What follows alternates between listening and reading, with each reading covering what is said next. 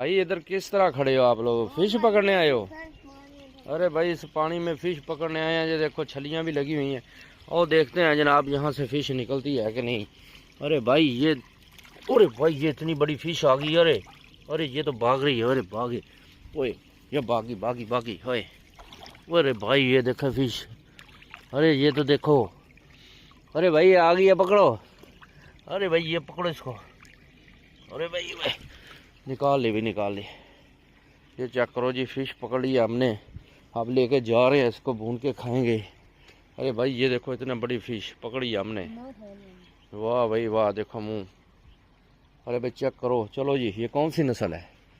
पाकिस्तान जिंदाबाद। अरे चेक करो, इस पानी में हमने फिश पकड़ ली है। ये देखो हमारा इलाका, विलेज, और ये फिश है बहुत लंबी नस्ली फिश पकड़ी है हमने। ये देखो।